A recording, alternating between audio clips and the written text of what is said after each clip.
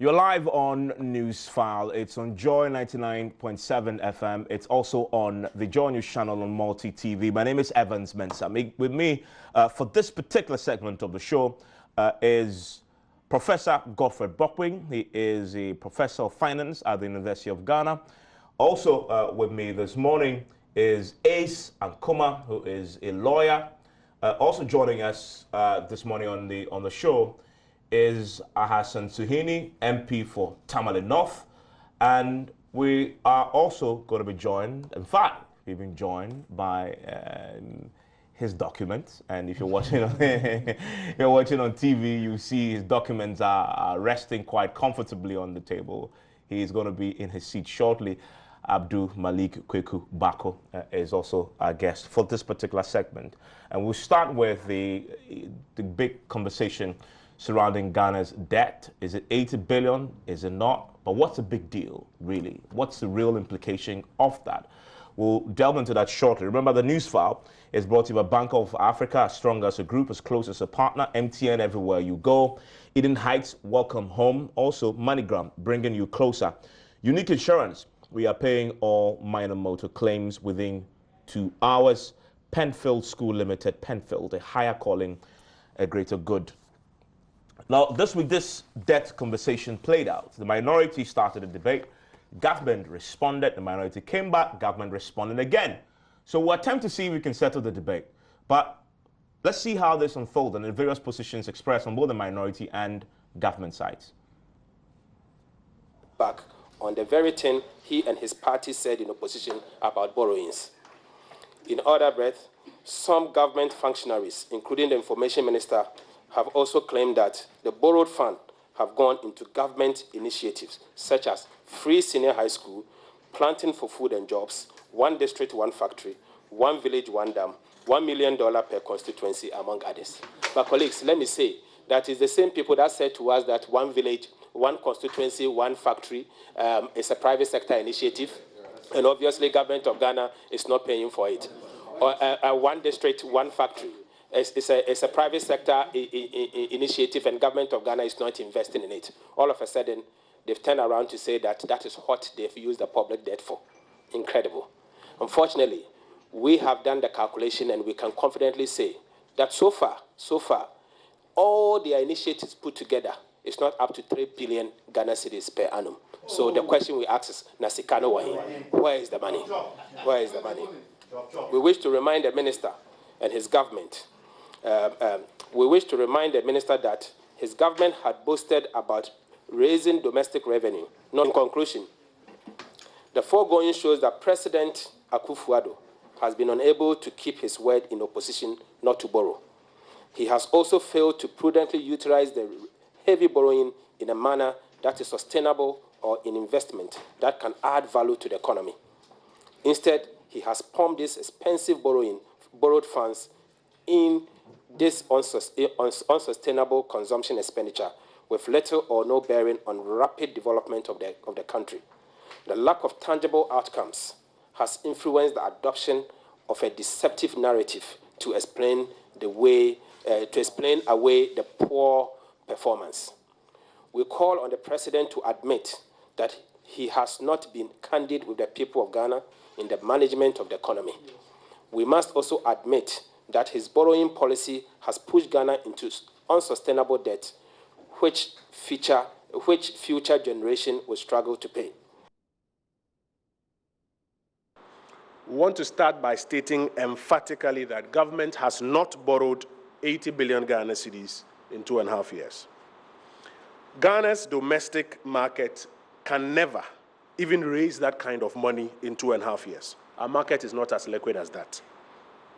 A strange kind of assertion that is being made must first be examined by the fact that even if you claim 80 billion has been borrowed in 2.5 years, does the market have what it takes to even raise 80 billion Ghana cedis in 2.5 years? The answer is no.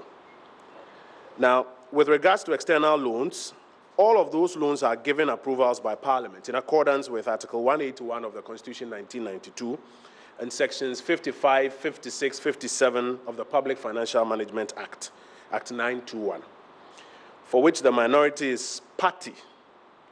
And you can add up all the loans that this administration has taken to Parliament, and it will not come anywhere near 80 billion. Indeed, if there was a list of loans that add up to 80 billion, you'd imagine that the minority would put out that list by now.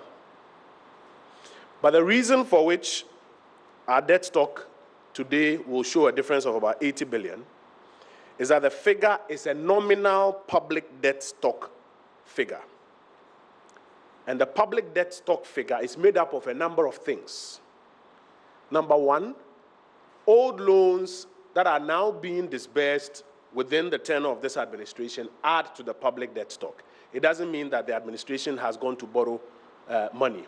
And I'll give you an example. If you take, for example, the railway works going on between Tema and Pakadang, which is financed by an Indian Exim facility, every new $1 that they release is added to our debt stock. Did the Akufo-Addo administration borrow that money? No. So you had the Kojo Opon Nkrumah, who is the information minister. Earlier you had Kesela Toforsing, former deputy finance minister under the John Mahama administration. He's also the minority spokesperson on finance. And so I want to start with you, Prof. And it's a quick fire questions because the numbers are numbers. And so it's a good place to start. You cannot, it can't be two numbers on a math is a science, right? So have we borrowed 80 billion in the last 2.5 years or not? Just yes or no. I think it can help, and then we can go into the other things.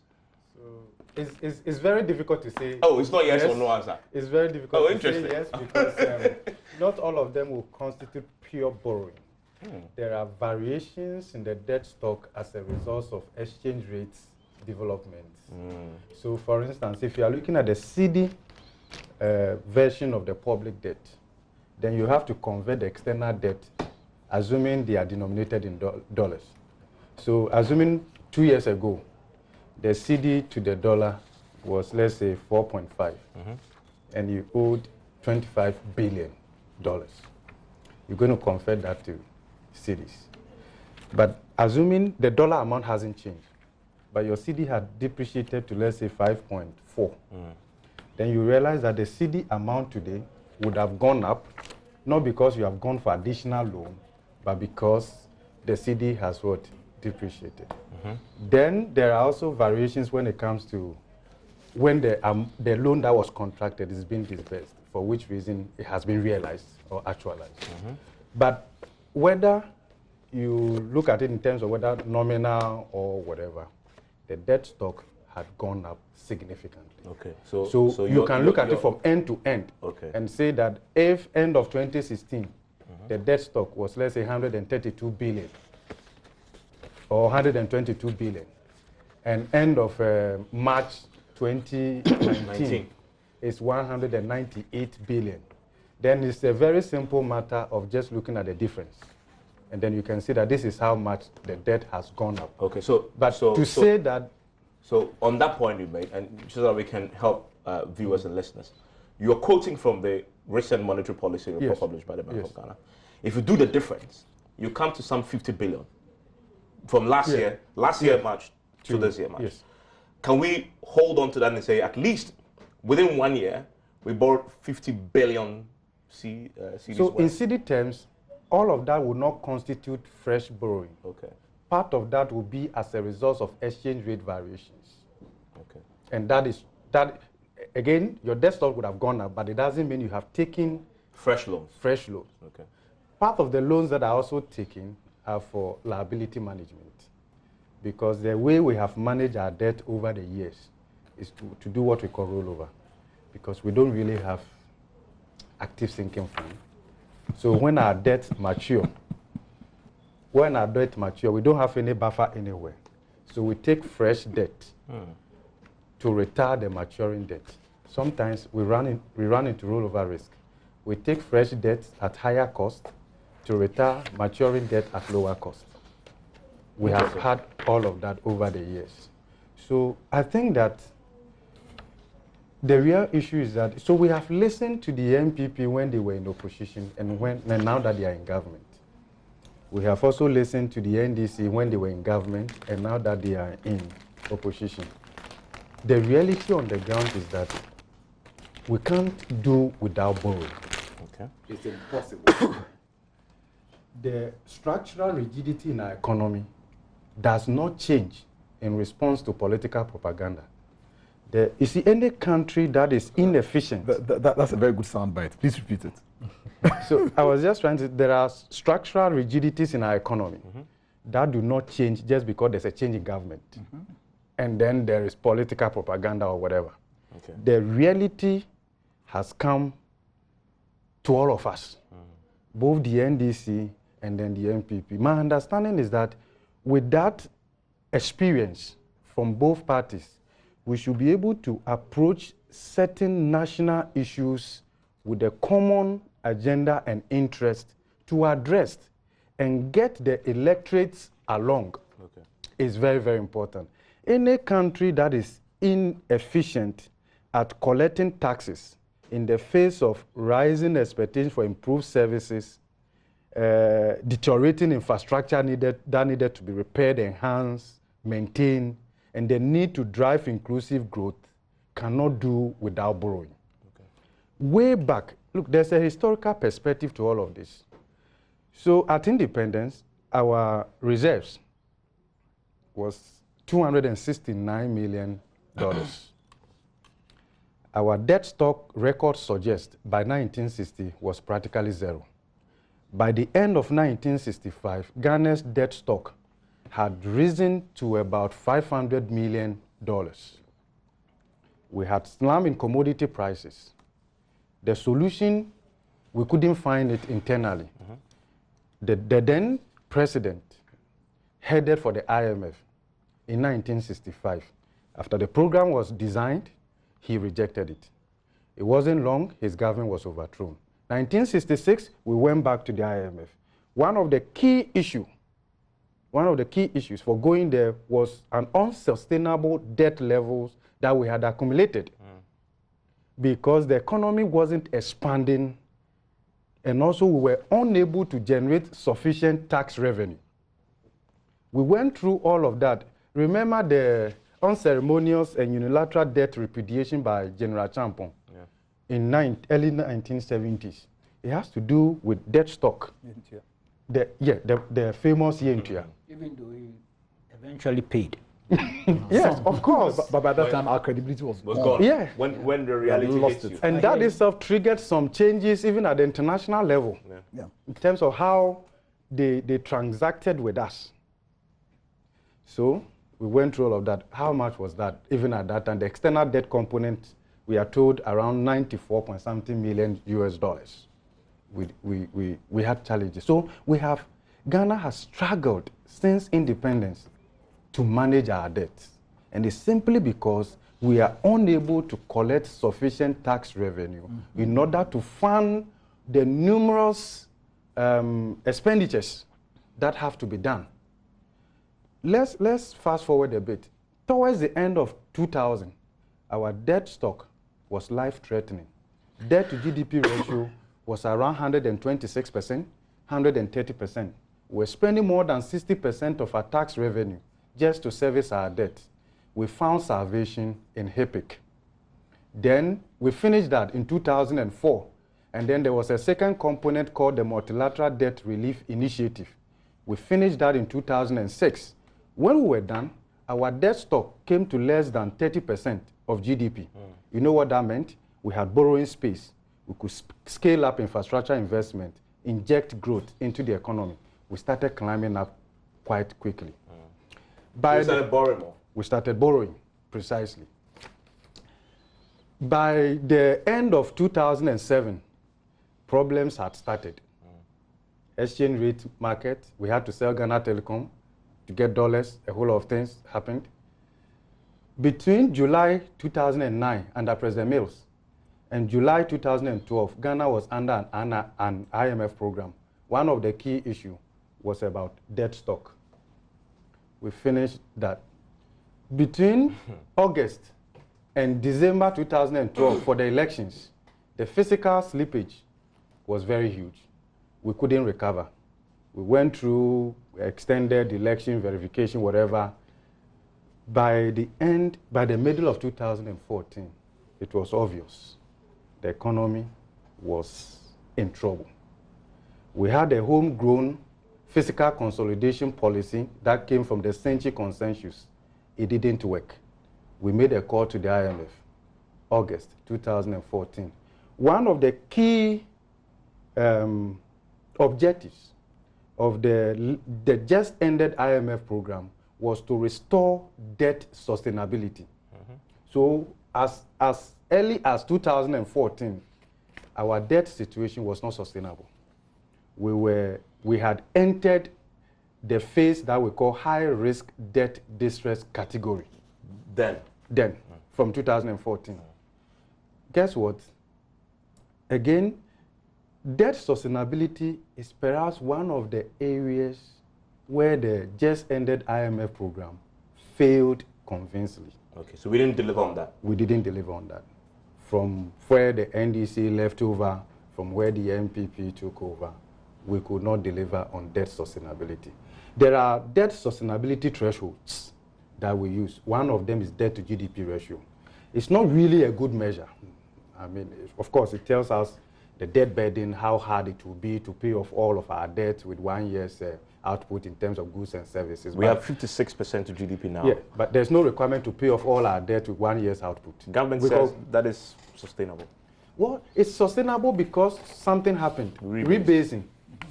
But it was the same rebasing we did in 2009 that created a false impression that we were rich, but we didn't have it in our pocket.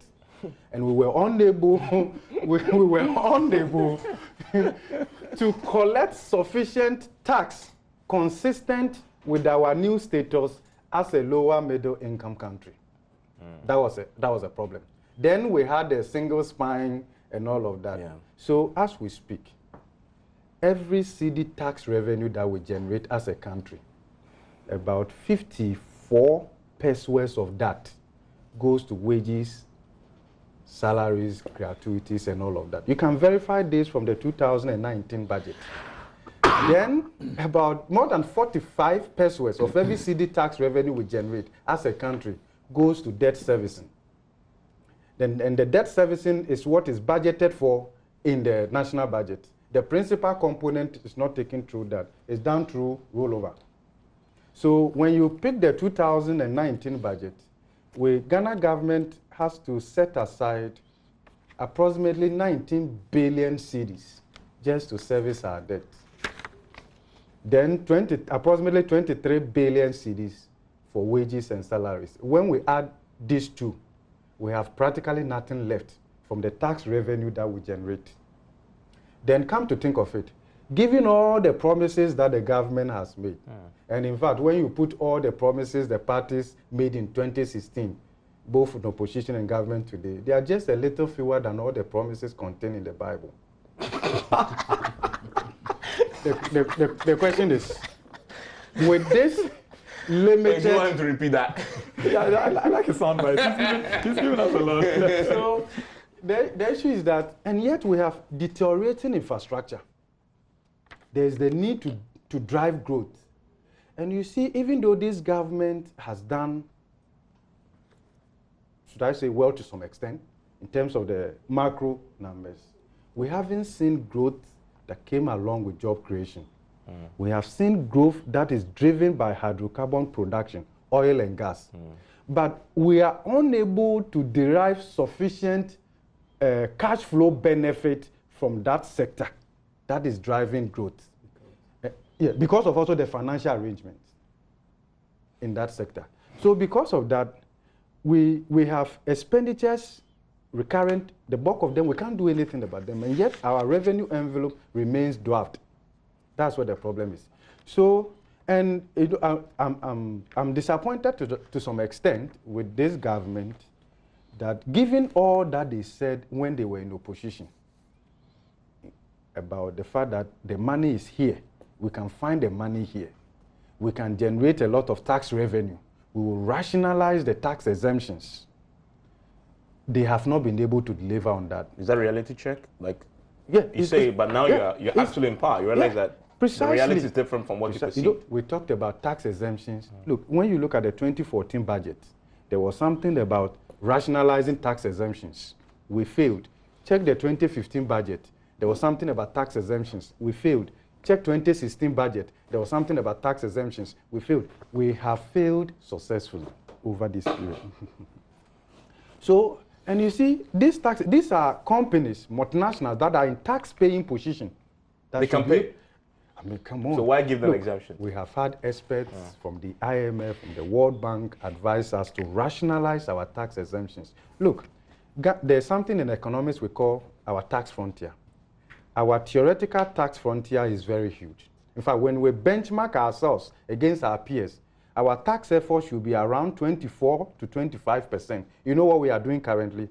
Based on the new GDP series. Tax frontier, that's how much tax, if you're maximizing our effort. Precisely. That is our how tax much potential. tax we okay, good. Our tax potential. And the next stage is to be able to convert your tax potential into actual. So our tax effort currently, based on the new GDP series, is just around 12.6%. When we can do 50. When we should be doing 24% or 25%. Okay. So the difference between this and 24% is an output gap that we have to be able to close to our advantage. And we are unable to do that. You know why? Empirical evidence suggests that any country that is corrupt is also inefficient at collecting taxes. It nets off at some point in time. I haven't done the work here. I'm just telling you what I've read as an academic. And just to give you, because you see, in this country, anytime there's a regime change, you also find certain companies that change their board.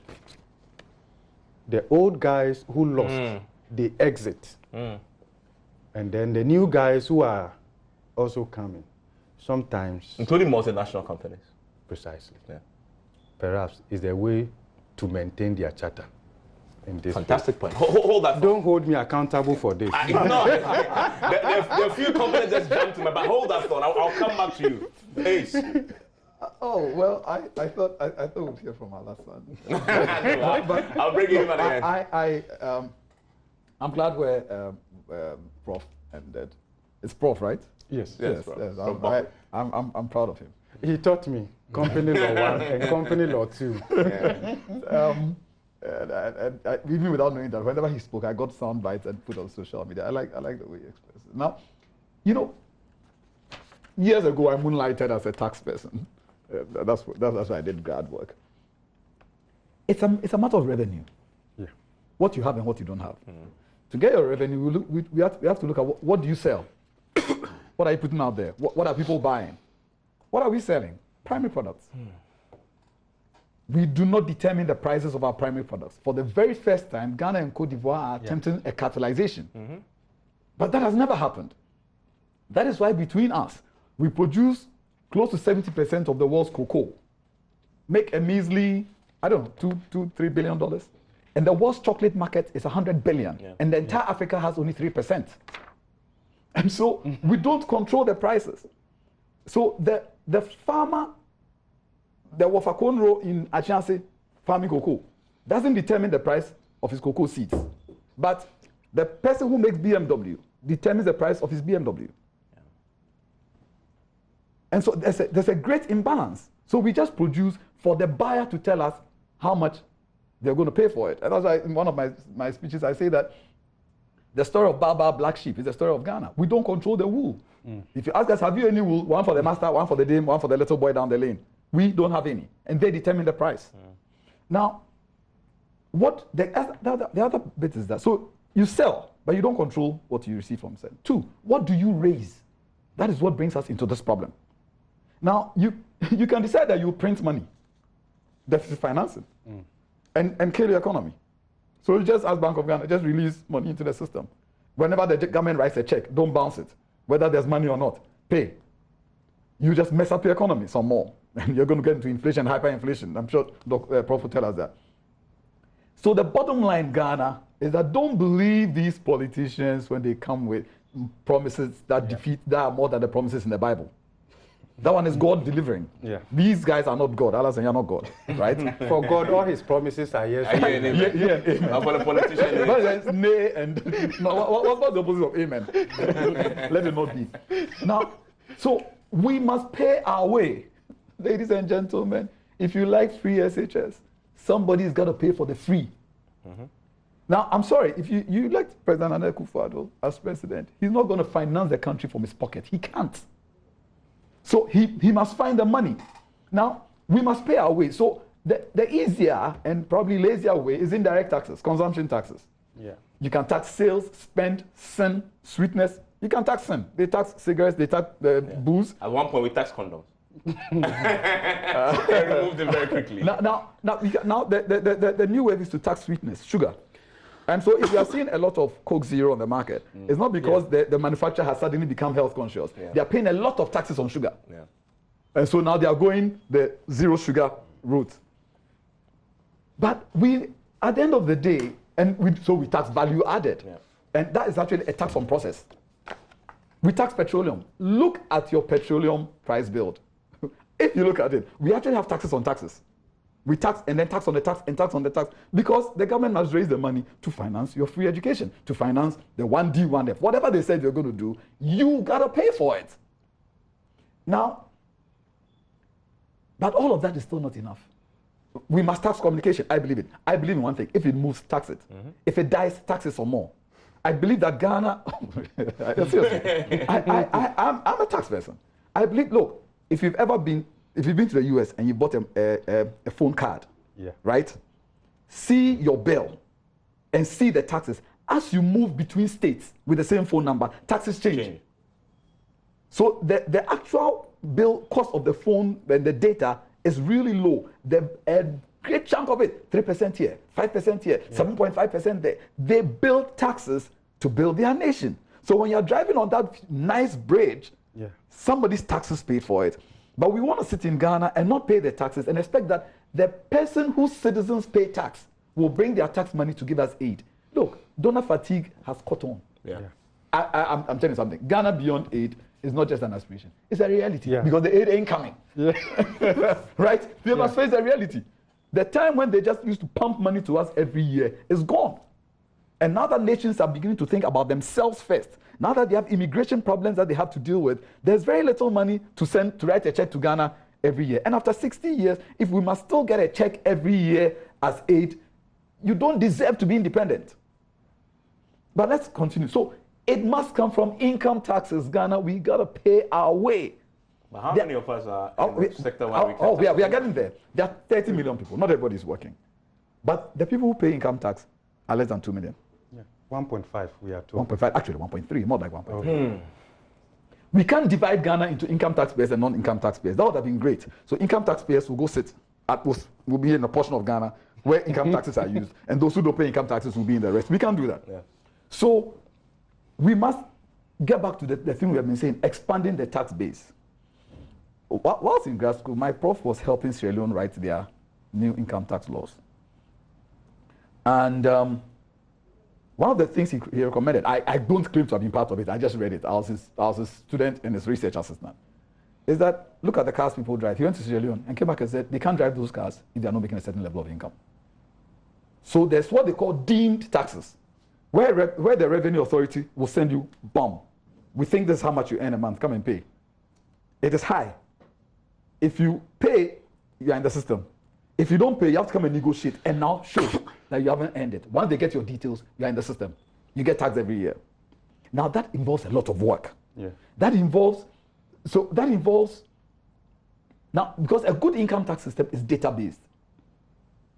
Who is earning what, where, how much, before we get to who is spending what. Where's the database? You don't have it. NIA.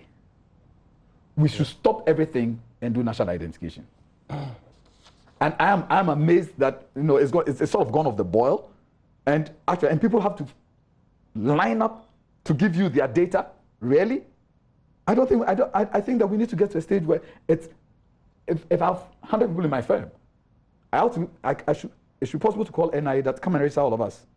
Instead of NIA say no, we have a place 2 miles, a center 2 miles away, so everybody should go and line up. I don't have your time. You need my data to tax me. Come for it. We need the identification because that will tell us who is where, doing what. Then that information goes to IRS or the GRA, and they can begin to send out tax assessments. We need a more rigid system of tax auditing My firm has been in existence for 25 years. Our first ever tax audit was a couple of months back. I see. First ever was a couple of months back. Don't ask me what the results were. Actually, I'll tell you. I can guess. Actually, I'll tell you, we got a lot of recommendations.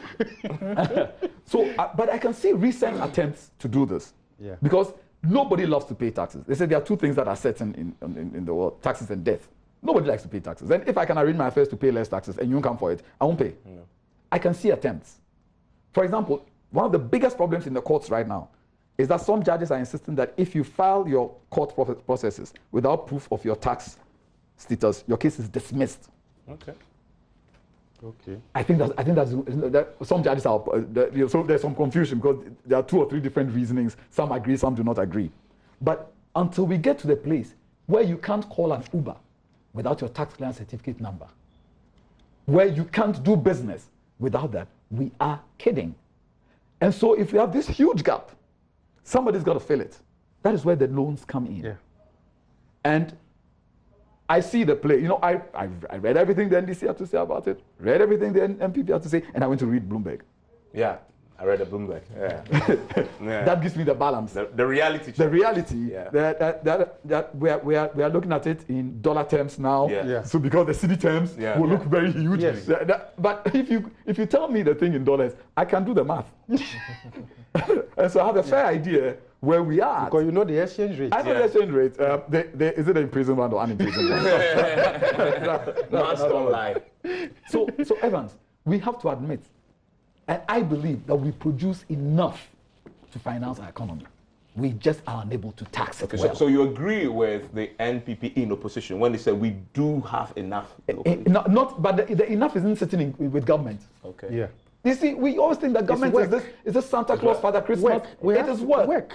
The money is sitting with you and I. Okay. We must pay our way. We must pay the taxes. So let's demonstrate for the new road. Let me get on the platforms and shout for corruption to go down. But we have to pay our way, right? Look, my view, nobody should benefit from free SHS who is not an income taxpayer. Before your kid is admitted into free SHS, show your tax clearance certificate. That is a very controversial suggestion. Yeah, but then forget it. Because that will cut out almost everybody else's. No, all we are saying is pay your taxes. Maybe you actually have a 0 tax rate. Yeah. It doesn't mean that you have to pay taxes. Maybe when you declare your income, you actually need support. But at least let's have that data. But what would that mean for my mother at Kanishi, for example, who? So look, we must digitize this thing. We must streamline it. You've been in America. When it's time for filing tax returns, everybody's running around. The illiterate file tax return. You file your returns to show that you have not made any income. Yeah. Then you get a tax clearance certificate. Okay. Then your kid goes to school. But it might be that your mother at Kanishi is actually earning more than you. You might never know. But when you file the tax returns, because look, if they come after you on rent income, whatever income, recently I got a phone call. Of course, I was a bit miffed by it. A private number summoning me to appear at some revenue office to check rent income on some property. I said, no, write to me. I don't know who you are. You can't just ask me to show up at any place in Accra right now in this current situation and I'll get up and come. Well, you got my details from the developer. Write a letter to me. I will come and sit down with you, show you the agreement, and show you whether or not I have paid. But I'm not going to get up and drive to some part of Accra because so I objected to that situation. But it's a good indication that maybe government is beginning to gradually realize that you can't fund anything if your people are not paying for it. Ghana, there's no free lunch anywhere anymore. Look, free SHS, somebody's got to pay for it. But let's be right, there's no free SHS. Let me bring in the former finance minister, Sir Tekwe, who is on the line with us. Hello, Mr. Tekwe. Yeah, hello, Ivan. Thank you for joining us.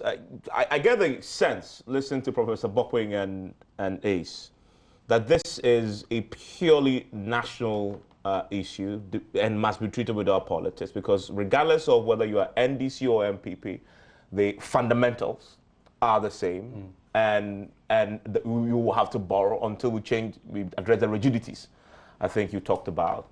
So why is it that in the last 1 week there's been an attempt, many say, for this very important national issue to be politicized with 80 billion here, not 80 billion there? how do you explain that in the context of what the reality says on the ground and what governments, including what you headed at the finance ministry, had failed to do in terms of addressing these challenges that has made it possible for us to be borrowing unsustainably? Yeah, thank you very much, and good morning to your listeners and to the host. And I must apologize for not being in the studio. I was invited, but rather late. Let me start on a very brief political note that I promise you I will speak to numbers and facts. It is the first time in our fiscal history, in our economic history, that a prospective government stated emphatically that they were not going to borrow. It had never happened before. And I think this is very, very important because a leveraging is taking place. Yeah. And we could have responded also by saying we are also not going to borrow. Mr. Tegwe, it was feasible. Excuse me. Let me. Just on a bit of just a second on the question of they say they'll never borrow. I've heard people say that. I've been researching myself. I haven't found it. If you can point to say an event or a pronouncement made, some specific, just to guide the conversation. So we are very specific. No, when you say that we have the resources, to implement our policies and our programs, and you add, secondarily, we are not going to borrow, it means that you are making a promise not to borrow. But let me just state that, and it is there. I think you can go to various audios, and it is quite clear. So that is an interpretation, not a categorical statement that they have made. If I may, the point I'm making is that there's a leveraging taking place. Whether or not somebody said we'll borrow or not, the nation knows that we cannot embark on development projects in particular without borrowing. And this is very important. The reason being that even if you have the means to pay your debt, you borrow and then you pay your debt. You borrow to fast-track development. And the countries that have budget surpluses, including the advanced countries, go to the capital markets to borrow. The middle-income countries with oil and vast amounts of resources go to the capital markets to borrow. And let me just compare it to a household. The fact that you have enough income and you can build a house if you were to wait for 10 years, does not mean that you must be buying building materials for 10 years before you build. You can borrow because you have the wherewithal, build your house, and that's why we talk about the need for effective mortgages. So whether it's a household, whether it's a business or a government, the three key players in an economy, borrowing is a fact of life. But when you borrow, you must learn to pay down your debt. And this is where I come from. If you have the debt management report with you, and it is true what Professor Bokkin said, at page 29 of that report, and also at page 50 or so of the 2019 budget, you will see a graph that shows that the rate at which we were accumulating debt started going down between 2013 and 2014. The debt management report at page 29 starts from 2014, and therefore, if you go back to 2012, it will see that it goes up first and then it started going down. On that page, you will see, and it's on the website, it's a debt management report. From 2017, the rate at which we are accumulating debt has started going up again. I'm emphasizing this point to show that we can, as a nation, manage our debt. And let me state, Professor Bokkin mentioned TPIC. This is the first time that the rate at which we were accumulating debt from 2006, to be precise, started going down. It was only in 2013. And this is the result of we saying that we have additional revenue in the form of oil. Let us use part of that oil revenue to address the issue of debt. So we set up a sinking fund, if you remember. We also said that if we are going to embark on commercial projects like Terminal 3, let the project pay for itself. Don't put it on public debt. Now, I want to restrict myself to just these two instruments. What was the outcome? Because of the sinking fund that we set up, and even when crude oil prices were going down, between 2015 and 2016, we were able to use $336 million of our own oil revenue to start paying down the 2007 sovereign bond that we took. Why did we have to do that? We had to do that because from 2014, we envisaged that the debts will have to be retired in 2017. And therefore, we have to start paying it down. We had need to use that oil revenue for consumption. We had need to use that oil revenue we're putting in the sinking fund for other purposes, after cutting the stabilization fund. Therefore, and that is the reason why you are seeing a reduction, you started seeing a reduction in the rate at which we were accumulating debt. That is because, together with refinancing, you were addressing the issue of debt, not just deficit. You were addressing and saying, we want to start paying down debt. This is key. And we want our projects, which is not new. I always emphasize, Akosombo Dam paid for itself. Tema Harbour paid for itself from the First Republic. The notion that we got reserves from the British after independence to build those infrastructure is false. True. The records are there in Bank of Ghana to verify. And so we went back to that tradition. Now, and all those reserves why, are internally generated. As we speak now, we have, even though money is accumulating in the sinking fund, and the sinking fund is depleting, we have not done any redemption. And let me add that we left $200 million in the sinking fund, and October 4th, 2017, that money was used to retire the remainder of the first sovereign bond that Ghana issued. We have since added to those sovereign bonds. We have to ask ourselves, have we taken any of those bonds off the market? Have we paid them off?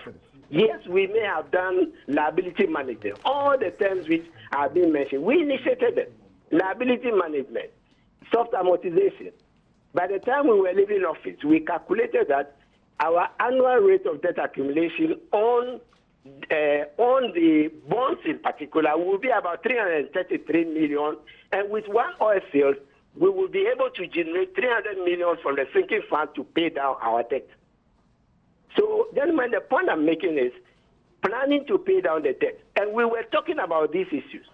Now, when the government came, of course, we reduced taxes, we expanded expenditure, and we said, I in particular said that free SHS, for example, that ACE is saying, it's not fiscally sustainable because someone has to pay for it.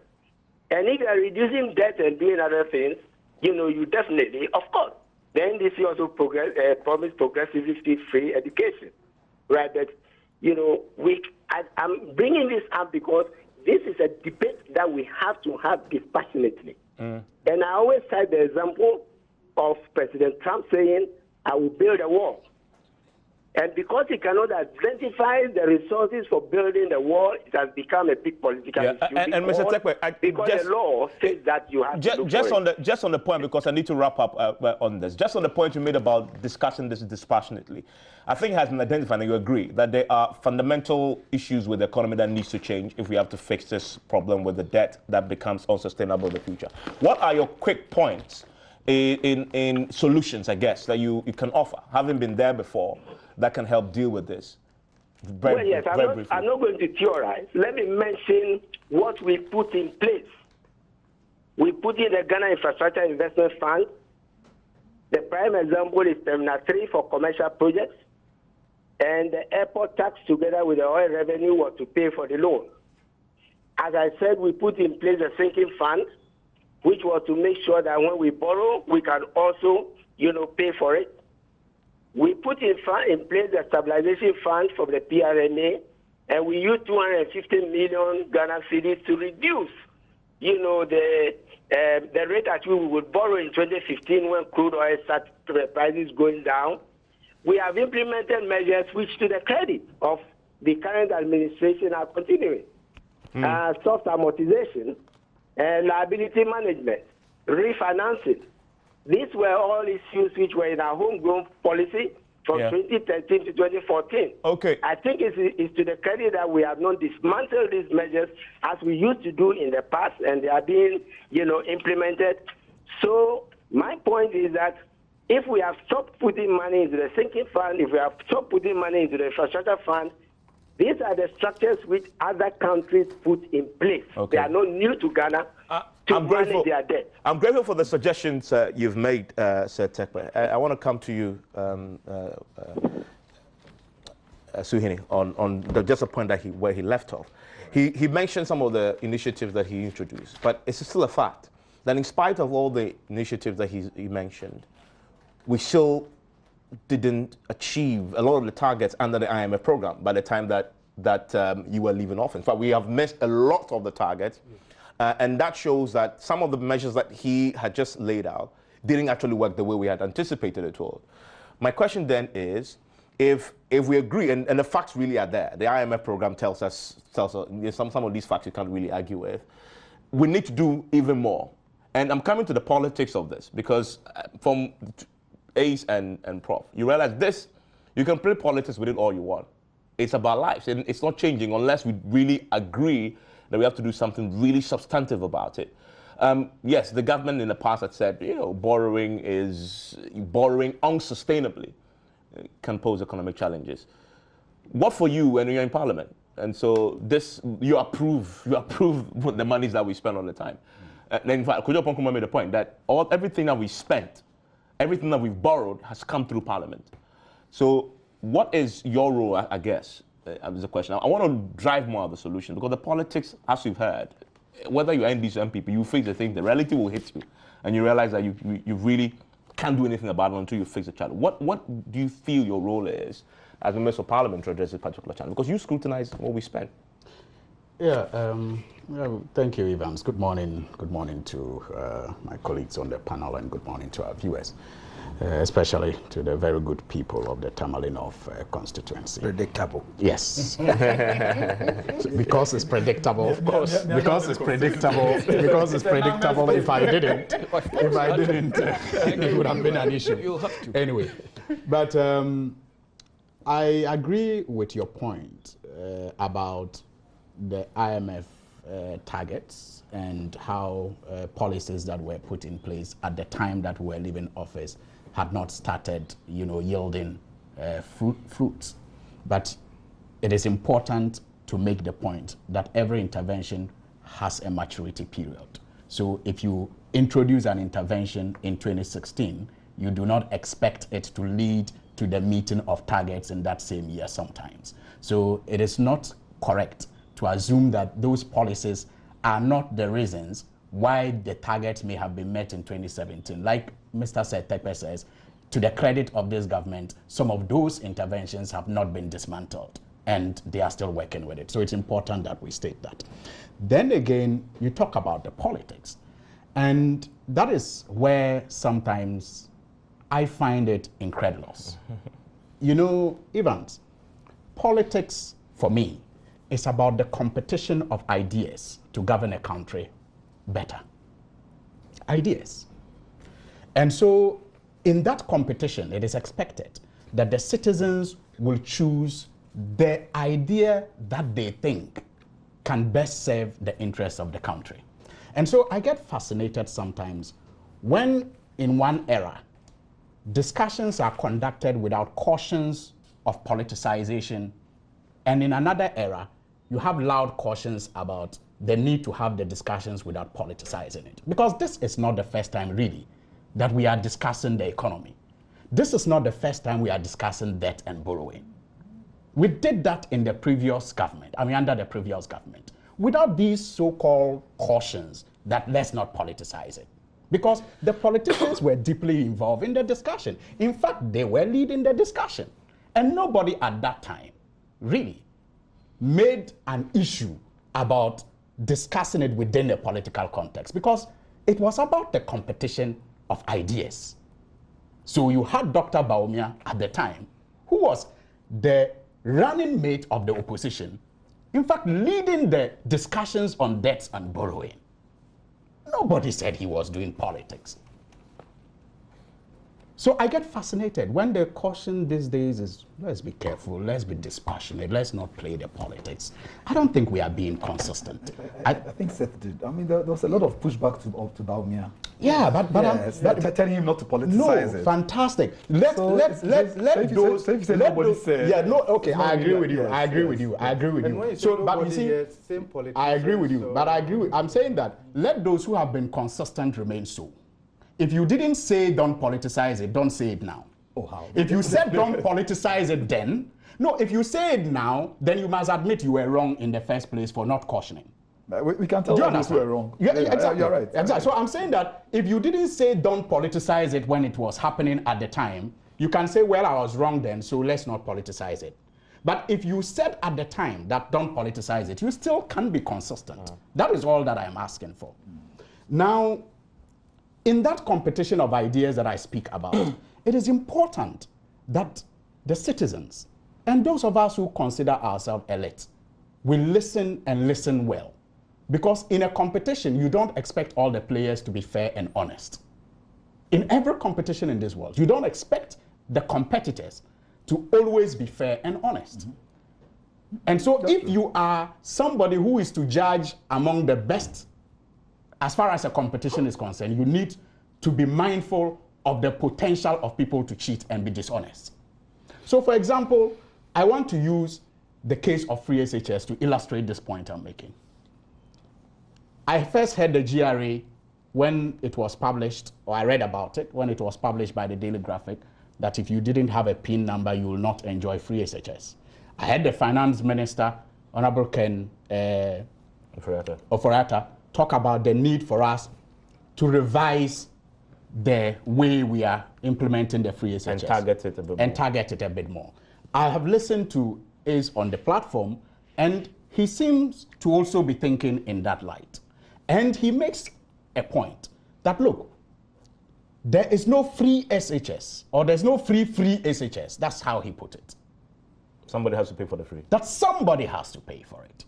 Or something has to give up. Something has to give. Now it is important that we go back just a little to listen to our politicians before the 2016 general elections. And Evans, you will hear President Mahama say these same things. That you cannot really give this free. Something has to give. You will hear Seth Tekpe make that point at the time. The distinction between the NDC and NPP was how fast should we achieve free? Because of our basket at the time. That look. Just about the speed. No, it wasn't about the speed. I mean, yours was progressive. We'll get there, but we can't do it now. Yes, but the speed was determined by how much we had at the time. Okay. So we're looking at how much we knew as a country we could generate. And we're saying that the way you are promising to do it, you can't fund it. You remember the debate about funding, how we were going to fund it, where you were going to get the money from. And that is where the assurances were given that it will be funded in such a way that other government projects will not suffer. And they funded. But that is why we are discussing huge debt, distress. It's one of the reasons. Okay, good, but exactly. It's one of the reasons. Yes, it's one not of the the reasons. reason. So, Evans, the point I'm making is that, look, it is important that we listen well to our politicians. And I don't think it is fair when we assume that all politicians are in this game to be dishonest and to lie to the people. If you don't listen and you choose the lie, that is what you chose. You have yourself to blame. But not all politicians are in this game So to be on dishonest. this matter of the debt, NDC has been the honest broker. Yes. So you see, you have been the honest broker. You see, I'm moving forward, Evans. I don't want to. I don't want to pass. I'm just checking. I don't want to pass the judgment. I'm getting there. I'm getting to the debt. What they are saying. I'm getting to the debt. I am getting to the debt, Prof. I must commend you that you set the tone very well for this discussion when you started. Now there is the issue of the debt. And how much we owe. As minority, we held a press conference. It is important for anybody who wants to analyze what we did to ask himself or herself, what did we want to achieve? In my view, we wanted to expose the hypocrisy, a certain dishonesty, and a certain level of cluelessness of this Dr. Bawumia and Nana Akufo-Addo government. Dishonesty, how? I heard when Honorable Sir Tepe made reference to the pledge not to borrow, that there is really no evidence. You have checked. I have checked, Evans. December 2016, Dr. Bawumia tweeted. He tweeted, and I quote, "I worked at the Bank of Ghana, and so I know that Ghana is rich. It is because the managers of the economy are incompetent, and so all what they think of is borrowing. The MPP, if voted, will harness resources in Ghana to develop Ghana. I am telling you, we can develop Ghana without borrowing. The money is here," unquote. December 2016. That was Dr. Bawumia's tweet. So indeed, there's evidence. Now the flag bearer. Let me see. Oh, come on, Evans. Well, I think we've already. It is there. We all read it. It's been flying on social media. It's there. That's what he tweeted. So there's evidence that he said they will harness resources of Ghana to develop Ghana, and they won't borrow. The evidence is there. Then his flag bearer, the president, Nana Akufo-Addo, topped it all in the local language when he said, that the money is here. I mean, literally. Sikakoko is gold. Yes, I know. But it's true. Yeah, that's what I'm saying. So, I mean, the meaning or the import of that is to collaborate what Dr. Bawumia says, that we have the resources here. Do you understand? So we should not be suffering. Okay. That was the campaign. It's a fair criticism. That was launched. Yes. So you see, when we hold a press conference and we highlight the fact that you said you were not going to borrow, and in less than 3 years, the debt stock has increased by about 80 billion. And part of it is as a result of your borrowing. It is to expose that dishonesty and that claim that you were not going to borrow. Then the second part of the dishonesty that we expose is the responses that you get from the NPP, especially after our press conference. It exposes a certain dishonesty about them, and I find it ridiculous that they don't find themselves ridiculous repeating facts and positions that they rejected when they were in opposition today. Such as? Such as exchange rate contributing to debt stock. Setepe was on my program countless number of times explaining to Dr. Bawumia when he did a simple arithmetic of segregating debts, Ghana's debts before 2008 and Ghana's debt before 2016, and concluding that the quantum that was left was borrowed by John Mahama and the NDC government. Setepe made the point that sometimes your debt can increase without borrowing because of the exchange rate. They rejected that. And Dr. Bawumia at his lecture did that classical segregation. He just said, look, in 2008, this was our debt. In 2015, 2015, this is our debt. And so when you do a separation, it means John Mahama and the NDC borrowed this much. And they have nothing to show except what they have as a, what was it called? It was ridiculed with that artist impression in their green books. That's all he said. So when we do that press conference and we play it back to him, that when we do that same mathematics and apply that same logic that you did, you have increased our debt stock by 80 billion. And you come repeating our words to us that you rejected, you are dishonest. You are exposing your dishonesty, and it is ridiculous that you don't see it. But I think the discerning Ghanaian sees through that. And that is, and then the cluelessness, Evans. The cluelessness again is in the fact that the government doesn't appreciate its own lectures. Because at the time, even those of them who agreed to some extent with Setekwe that the exchange rate could contribute to, the increment in that, told him it was his responsibility to manage the exchange rate. And so it was not an excuse to say you haven't borrowed but it has increased. Then manage the exchange rate and it will drop. So it's when you tell us today that is the exchange rate, you are telling us you are incompetent, you are clueless. Just like you argued in the past. Do you understand the point I'm making? So you has a point. Then the point again that should not be lost on all of us. Apart from the borrowing, we are saying, and it is common knowledge to everybody, that he who gets more,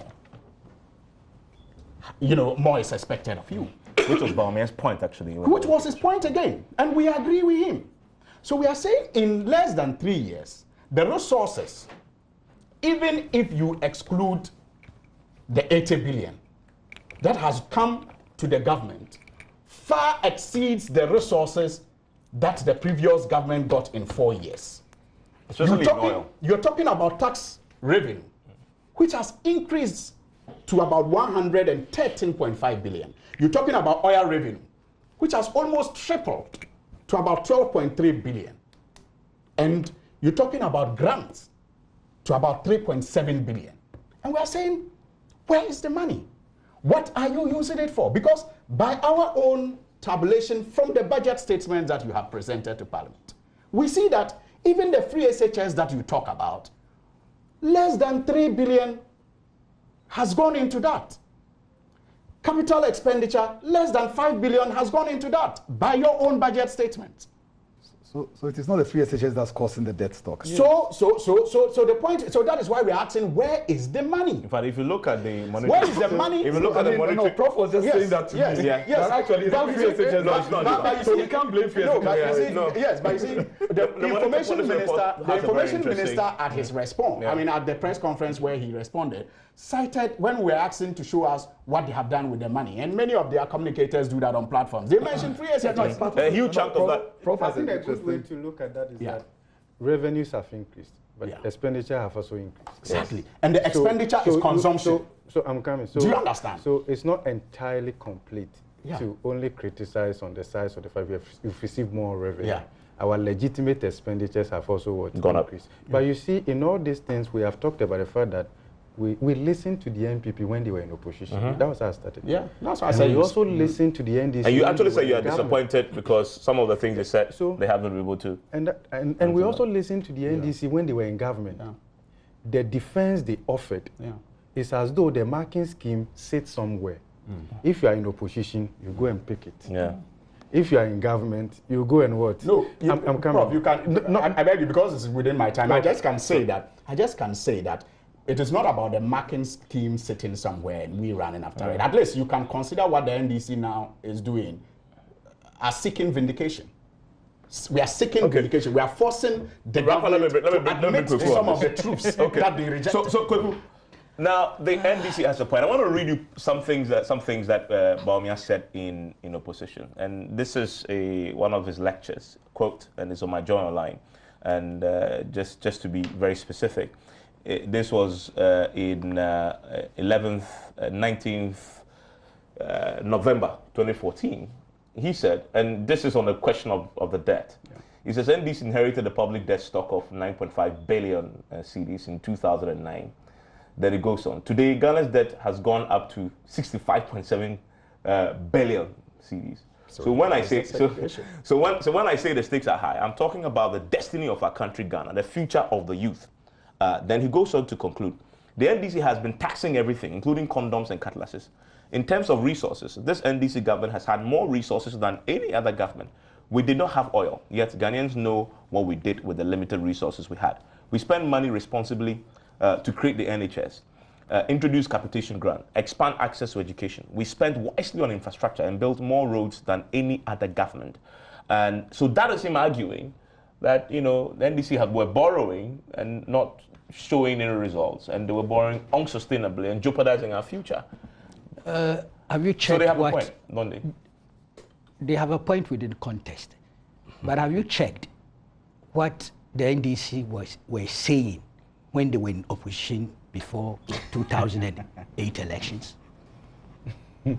Have you checked that one too? No.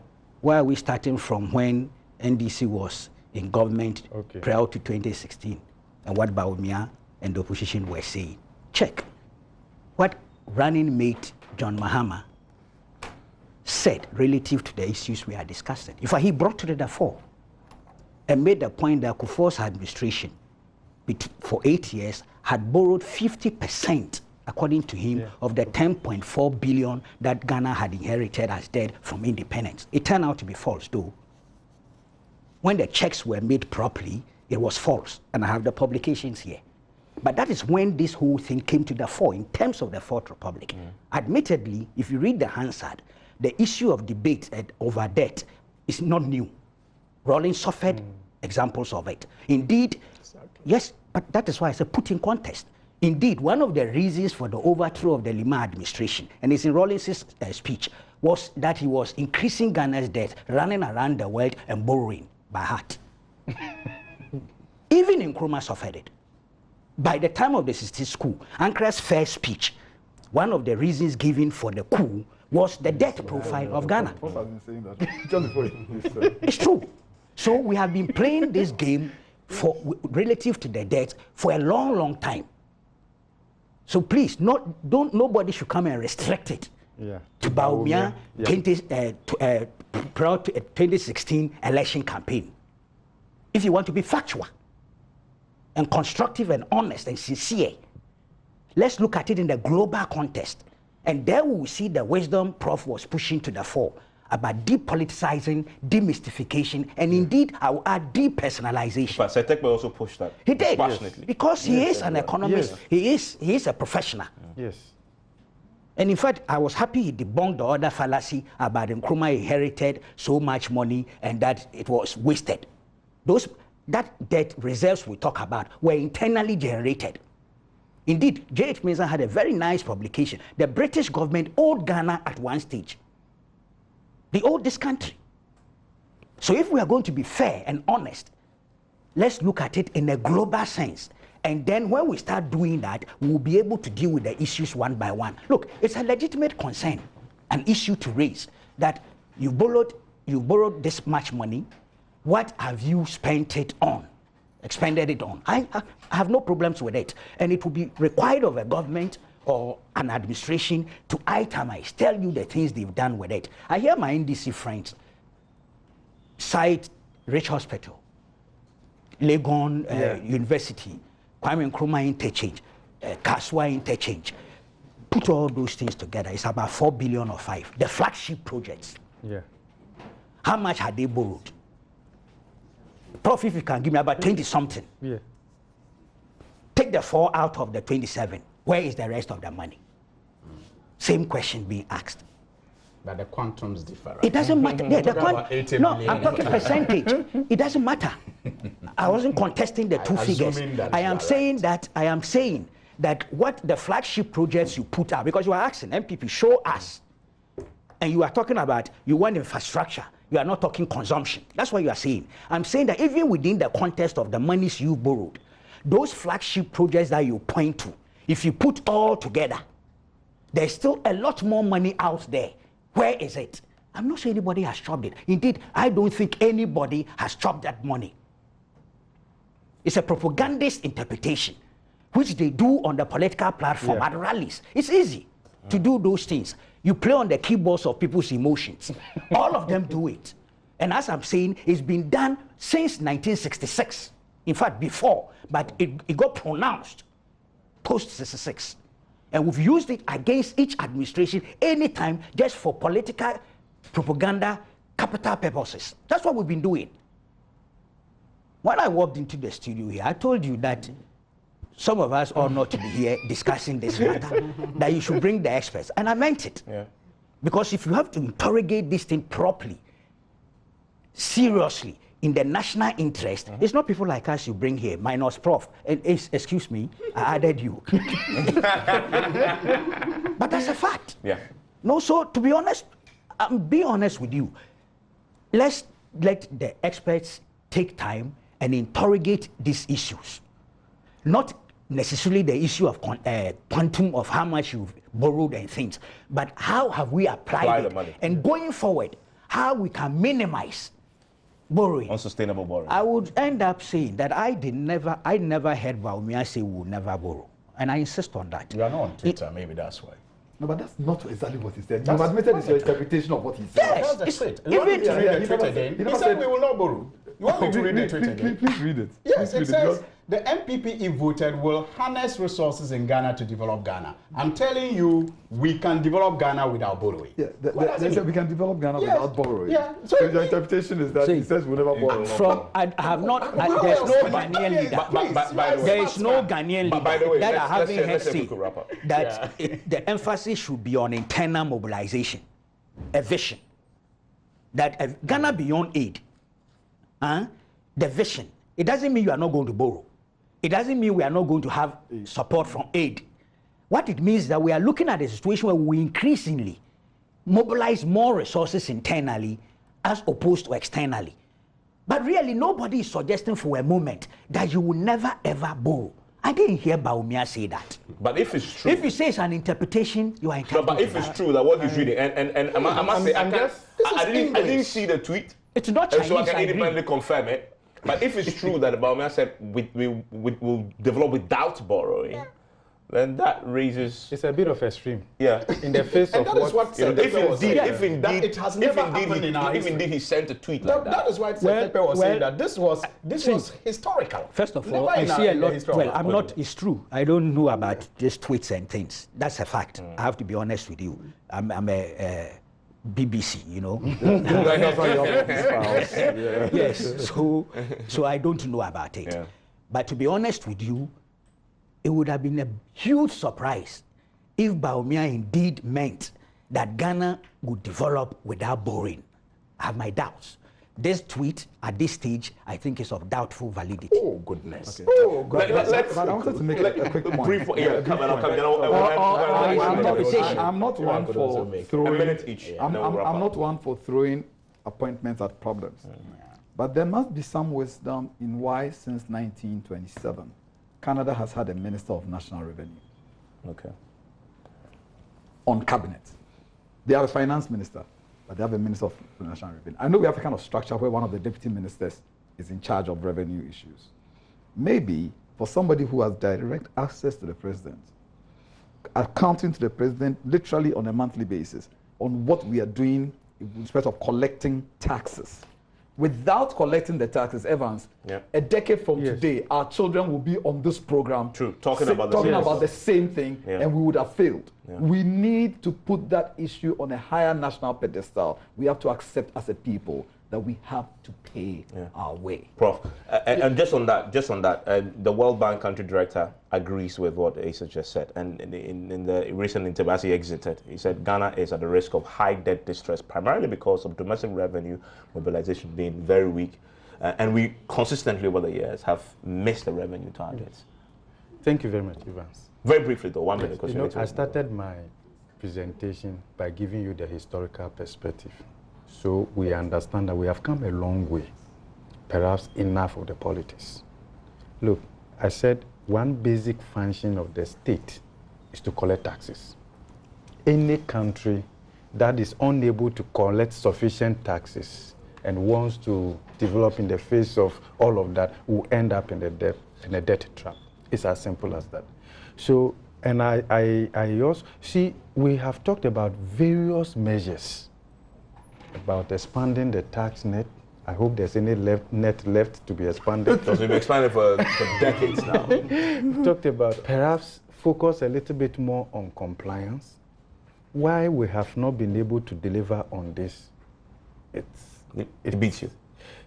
He knows it's political. Yeah. Yes, so I told you about You don't want to do it. And the thing you said that So he track doesn't was want the to do simple this. one about exemptions. Exemptions. We can't do. tax exemption. we can do. And you see, and it's going to get more terrible. The reason I fear for for Ghana, it's also because of the 2020 elections. Yeah. We all are holding our breath. Yeah. So, because, and government drive to enforce greater tax compliance is affected negatively every elections because they don't, it's a numbers game. So, and that is where in a competitive election era, we tend to borrow a little bit more because the expectations are also high and all of that. Okay. Just final question, and do this briefly for me. The question about all the monies we borrow, what have we spent it on? NDC says it's gone into consumption. What do you say as an expert? So you see, there's a way to evaluate the efficiency of that and the various investments that we have made with those funds and all of that. Okay, so to say it's as a result of corruption or something, I think that would be too extreme. I think the problem also is that as a country, we haven't been efficient when it comes to our public investments. Contract overvaluation, project delays, and all of that. Explain why we have a debt stock that perhaps cannot be sustained by underlying real assets as a country. Look, any government that is not doing serious project infrastructure is also not making money for itself because it's one of the surest ways politicians accommodate their corrupt drive. If it's supposed to cost 10, Prof, it depends. I could challenge. We are wrapping up. We're wrapping up. But let Prof wrap up and let's change the. But studies have shown the level of. There are a lot of financial engineering these days that can. Something can do for me briefly. A lot of cash around, without necessarily. Prof, something can do for me briefly. If as a country, so 5 big areas where the monies have gone, which will you name? So we can talk about maybe roads, we can talk about other things, other critical infrastructure. But when you also see that the bulk of the borrowing also is more like liability management. We are borrowing to service the debt. So when you see from the budget in terms of capital spending, look, to be very honest with you, we are running down our assets. We are unable to maintain them. We are unable to enhance our asset base to ease the restrictions on the growth drivers of the economy. The reason over the years the non-oil real sector has not delivered is as a result of the lack of proper investment, capital spending. Okay. To engineer growth from the non-oil real sector. Okay, Prof, thank you very much. I think your input has been really, really great. 1 minute. Just 1 minute. I agree with Prof to some extent. I was reading something on the development communication, and the point was made that the easiest way to, make a government that makes infrastructure one of its main